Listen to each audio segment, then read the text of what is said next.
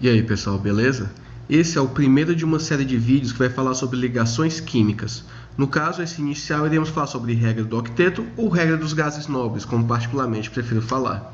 E eu aconselho também que para um melhor entendimento desse vídeo, vocês assistam anteriormente o vídeo sobre distribuição eletrônica. Vai ajudar muito no entendimento desse conteúdo. Bom, a início nós temos que focar na observação. Foi observado que, em sua grande maioria, os elementos químicos combinavam-se uns aos outros, assim fazendo ligações químicas. Os únicos que não faziam essas ligações naturalmente eram os gases nobres. E aí foi observado também que nessa ligação química, o elemento ia perder, ganhar ou até mesmo compartilhar elétrons. Subentendeu-se assim que eles tinham essa característica para poder se aproximar em configuração eletrônica de um gás nobre. Com o advento da distribuição eletrônica, foi possível observar que os gases nobres, de forma geral, costumam ter em sua camada de valência uma terminação N, ou seja, um nível qualquer, S2NP6, totalizando assim 8 elétrons na última camada. A exceção no caso aí é o hélio, que possui sua última camada, ou a camada de valência, como um S2. Bom, mas afinal, quem ganha e quem perde elétrons nessa situação? Nós temos que observar o seguinte: a regra dos gases nobres diz que um elemento ele vai perder, ganhar ou compartilhar elétrons com a finalidade de ter a configuração eletrônica próxima à de um gás nobre, ou a do gás nobre mais próximo a ele. Então, nessa situação, nós vamos ver que elementos pequenos, como hidrogênio, lítio, berílio, têm uma tendência muito forte a aproximar-se do hélio. O hélio tem 2 elétrons na sua última camada. Então, quando observamos, por exemplo, o hidrogênio, ele tem a tendência a ganhar um elétron. Ou seja, o hidrogênio que já tem um elétron ganha mais outro e assim fica com 2 elétrons, assemelhando-se ao hélio.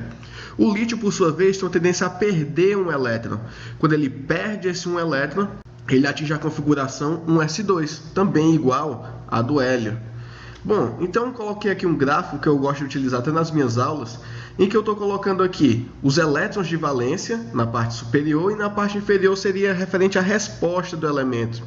Considerando essa primeira situação, onde o elemento já tem os 8 elétrons completos, eu posso dizer que a resposta dele vai ser igual a 0, ou seja, ele não ganha, não perde, não compartilha, ele simplesmente não vai reagir, ele já é uma espécie estável. Entretanto, quando a gente olha a configuração de elementos que possuem apenas 7 elétrons na última camada, ou seja, uma configuração do tipo NS2NP5, a tendência mais forte seria o quê?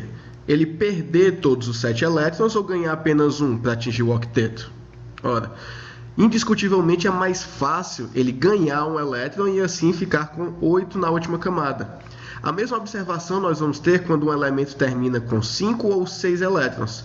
Assim, se ele terminar com 6, tem uma tendência a ganhar 2, e terminando com 5, uma tendência de ganhar 3 elétrons.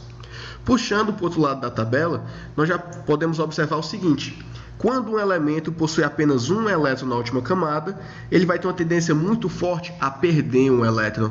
O caso citado aí é o do sódio, que tem sua configuração eletrônica quando neutro, 1s2, 2s2, 2p6, 3s1.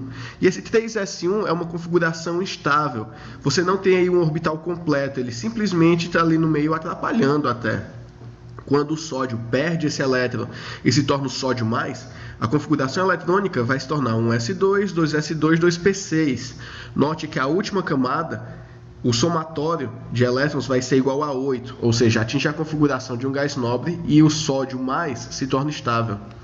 Quando observamos a terminação em 2 ou 3 elétrons para os elementos, temos uma resposta semelhante, onde ele vai perder 2 ou perder 3 elétrons, assim se assemelhando a um gás nobre.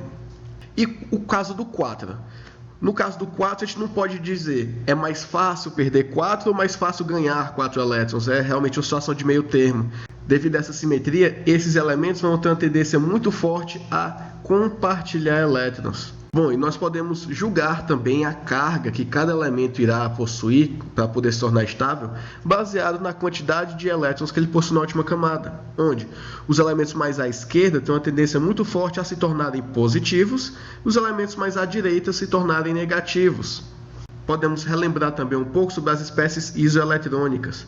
Se você for observar as espécies que estão aí na imagem, todas elas possuem 10 elétrons. Isso acontece que todas elas são estáveis. Basta você notar que a espécie que é neutra nessa observação aí é o neônio, que é justamente um gás nobre. Ou seja, se todos eles têm a configuração eletrônica igual a do neônio, todos eles estão numa situação de estabilidade. Pois então, pessoal, é isso aí. Valeu, falou e até o próximo vídeo.